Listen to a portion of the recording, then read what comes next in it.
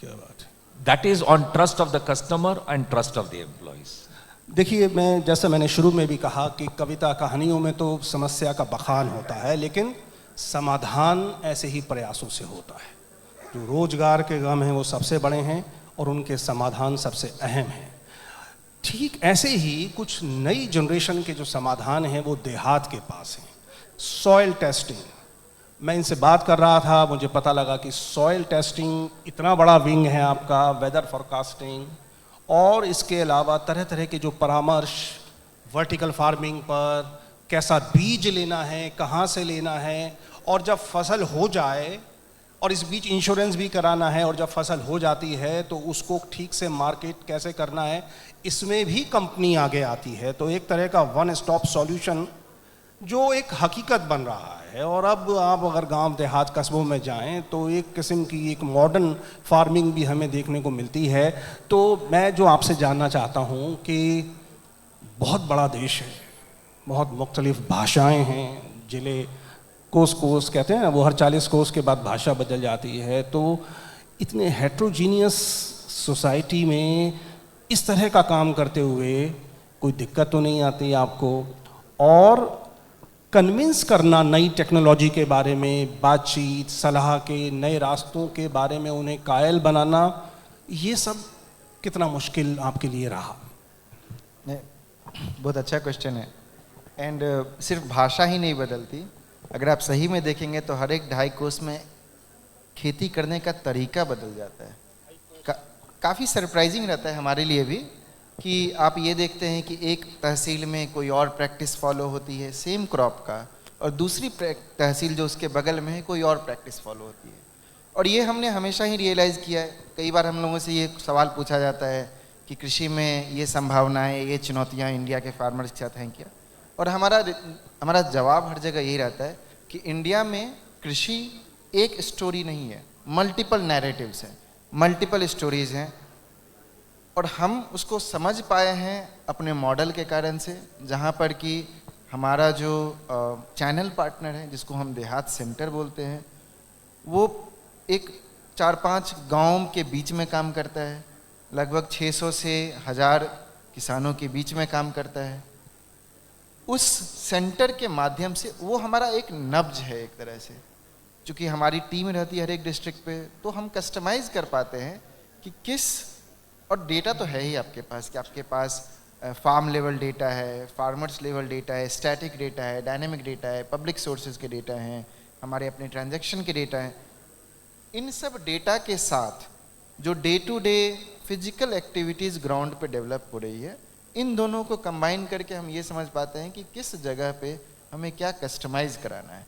जो सबसे बड़ी ज़रूरत जो मुझे समझ में आती है इंडिया में किसानों की, चूँकि यहाँ पे खेती का जोत छोटा है, साइज छोटे छोटे हैं रिलेटिवली बाकी सारे कंट्रीज से, तो बाकी सारे कंट्रीज़ के जो सॉल्यूशंस हैं वो इंडिया में एप्लीकेबल नहीं होते हैं। जैसे बाकी सारे कंट्रीज़ में जिस तरह के बड़े बड़े इक्विपमेंट होते हैं वो इंडिया में उतने एप्लीकेबल नहीं होते, हमने देखा है। यहाँ के सॉल्यूशंस यहाँ के हिसाब से कस्टमाइज़ करने होते हैं, और हमारी जो ग्राउंड प्रेजेंस है और हमारा जो टेक्नोलॉजिकल स्ट्रेंथ है, ये हमें उस कस्टमाइजेशन में हेल्प करता है कि हम हर एक किसान को उनकी ज़रूरत के हिसाब से कैसे सही सलाह दे सकें, सही इनपुट दे सकें और सही मार्केट दे सकें। बहुत बड़ी बात है, नई फील्ड है, नई विधियां हैं, लेकिन उसको पूरा करने के लिए आपके जैसी कंपनियां बहुत आ गई हैं। देखिए, अभी तक हमने एजुटेक कंपनियों के बारे में सुना था, और हम ये भी जानते हैं कि पिछले 3-4 साल में 4-5 हज़ार नई एजुकेशन कोचिंग कंपनियां आई हैं। ठीक इसी तरह जो एग्री टेक स्पेस है, जिसमें देहात भी है और भी कई कंपनियां हैं, उनकी भी संख्या तेज़ी से बढ़ी है। लेकिन जो सरवाइव कर रहे हैं वो वही हैं जिन्होंने किसानों के साथ उनके दरवाजे तक जाकर ठीक से बात करना सीख लिया है। देहात कंपनी के बारे में आप इंटरनेट पर, जिन लोगों को नहीं पता है, ज़रा और पढ़िए और देखिए कि किस तरह आउट ऑफ बॉक्स थिंकिंग, जिसकी चीफ मिनिस्टर साहब बात कर रहे थे, वो वास्तव में धरातल पर उसको उतारा जाता है। और जैसा कि रमेश जी ने एक थोड़ा सा परिचय दिया और सारा बताया कि कितनी तरह की गतिविधियाँ उनकी कंपनी कर रही है। देखिए मैं फिर कह रहा हूँ 1 लाख करोड़ का जो टर्नओवर है, 70 लाख उनके कस्टमर्स हैं देश भर में, ये बहुत बड़ा काम है और बहुत विराट है। वो एक सेशन में उसके सारे पहलुओं को छूना संभव नहीं है। ठीक इसी तरह जो स्टार्टअप्स हैं, इस क्षेत्र की जो नई कंपनियां हैं, वो कमाल का काम कर रही हैं। और दरअसल यही सब चीज़ें, ये जो आयोजन, ये जो एपरेटस है, यही किसान को उसकी मजबूरी की पुरानी तस्वीरों से बाहर निकालेगा। ये नया चेहरा है भारत का, हमारे किसान का, हमारे ग्रामीण क्षेत्र का, जो नई टेक्नोलॉजी के बल पर आगे बढ़ना चाहता है। आखिरी सवाल, क्योंकि समय बहुत कम है, वो दोनों मेहमानों से, एक अपेक्षाकृत नौजवान हैं, एक वर्तमान हैं, मैच्योर हैं, निजी जीवन के लिए, परिवार के लिए कितना समय आप देते हैं और क्या करते हैं वीकेंड में? क्योंकि ऐसा लोगों को नहीं लगना चाहिए कि मनोरंजन और फिल्मों और किताबों की बातें सिर्फ राजनेता करके जा सकते हैं। इतनी रूखी सूखी ज़िंदगी भी नहीं होती फाइनेंस के लोगों की। तो आप क्या करते हैं, बताइए। मैं समझता हूँ कि जब आप अपनी कैरियर बनाते हो तो आपके पास टाइम नहीं रहता है। जब आप एक सीईओ बन जाते हो तो आपके पास टाइम ही टाइम रहता है, क्योंकि आपका एक जिम्मेदारी है कि आप लोगों से काम कराएं। ठीक, आप प्लानिंग करनी चाहिए, आप उनको डायरेक्शन देना चाहिए, अगर उनको कोई दिक्कत हो तो उसमें पार्टिसिपेट करना चाहिए। और हम सबको एक ही चीज़ इतनी क्लियरली डेटा वाइज पता है कि दिन में 24 घंटा है, उसमें से हमें डिसाइड करना है कितने आवर्स हमने अपने लिए निकालना। अगर ये भी हम नहीं कर पाए तो हम क्या सीईओ लायक के हैं? तो हम तो बिल्कुल अपने पास टाइम ही टाइम है, नहीं तो आज मैं यहाँ नहीं आ पाता। बहुत बड़ी बात, तो वर्क बैलेंस। मैं तो समझता हूँ कि हमारे पास टाइम ही टाइम है और मैं अपने पैशन को फॉलो करता हूँ। मैं मूवीज देखता हूँ, मैं सिंगिंग करता हूँ। I like to sing, I do lot of singing. मैं अपनी पैशन को कभी पीछे नहीं छोड़ता हूँ और उस पैशन के वजह से जब सैटरडे संडे खत्म हो जाती है तो मंडे मेरे पास इतना एनर्जी रहता है कि मैं फिर 5 दिन और अच्छा काम। चलिए, आपने so I don't think I have a problem of time. आपने इशारा कर दिया है अपने एक पैशन के बारे में। तो हम इस सेशन की जो एंड है, अंत है, वो आपके एक गाने के साथ करेंगे। मैं गुस्ताखी के लिए माफ़ी चाहूँगा, लेकिन उससे पहले श्याम सुंदर जी, कैसे वक्त और कैसे वीकेंड मनता है आपका?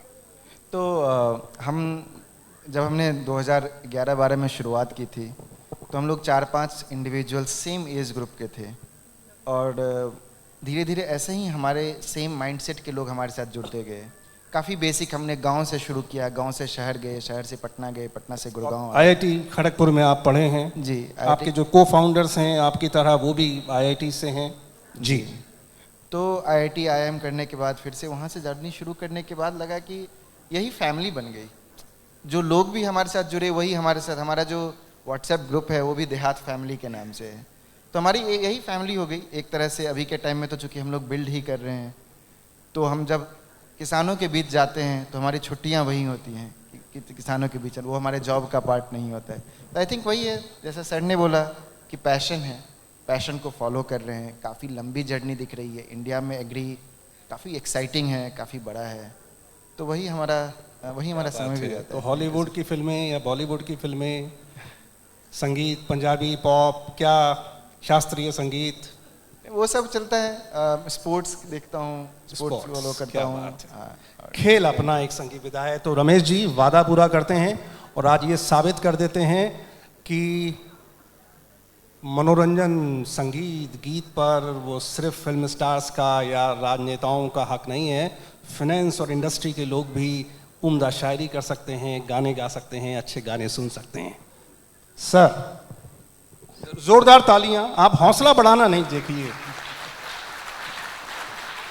महिंद्रा एंड महिंद्रा फाइनेंस के मैनेजिंग डायरेक्टर आपके सामने कुछ गुनगुनाने जा रहे हैं, तो पहले और आखिर में ऐसी ही तालियां बजनी चाहिए। मैंने ये नहीं बताया कि मैं अच्छे गाता हूँ, मैं अपने पैशन फॉलो करता हूँ, ये बताया जी। फिर भी जैसे आपको पता है कि राग यमन जो है वो हिंदी फिल्म में काफी यूज किया गया जी बिल्कुल। तो मैं कुछ ऐसे 4-5 गानों की एक लाइन राग यमन में जोड़ के स्वागत है। एक बार फिर तालियां जी। जब दीप जले आना, जब शाम ढले आना, संग केत मिलन का भूल न जाना, मेरा प्यार न बिसराना, जब दीप जले आना, क्या बात है, क्या बात। जब शाम ढले आना, चंदन सा बदन चंचल चितवन, धीरे से तेरा ये मुस्काना, मुझे दोष न देना जग वालों, हो जाऊं अगर मैं दीवाना, आज जाने की जिद ना करो, यूं ही पहलू में बैठे रहो, यूं ही पहलू में बैठे रहो, आज जाने की जिद ना करो, हाय मर जाएंगे हम तो लुट जाएंगे, ऐसी बातें किया न करो, आज जाने की जिद ना करो। क्या बात है। देखिए, सबसे पहले तो मैं ही कायल हो गया हूं कि ये सत्र सफल रहा, क्योंकि जिस सत्र की जो उसका अंत है वो संगीत की लहरी के साथ हो और इतना मधुर गायन हो। मैं एक ही बात कह सकता हूँ रमेश साहब, अगर आप गायन की फील्ड में होते तो भी इतने ही कामयाब होते। बहुत बहुत शुक्रिया श्याम सुंदर जी, आपने समय दिया। जटिल विषय है लेकिन उसको आसान भाषा में समझाने का प्रयास किया। बहुत बहुत शुक्रिया। Thank you very much Amar Ujala परिवार की तरफ से। So once again, we would like to thank our moderator for this session, for conducting this session so well. Please give it up for Mr. Sanjay Avigyan. एक बार जोरदार तालियां हो जाएं. And we would like to express our gratitude to our esteemed panelists. So to do the honor, I humbly invite Mr. Tanmay Maheshwari, MD Amar Ujala, to please join us and extend a humble gesture of gratitude to Mr. Ramesh Iyer. And I would like to invite Mr. Varun Maheshwari, President Amar Ujala, to please join us and present a memento to Mr. Shyam Sundar.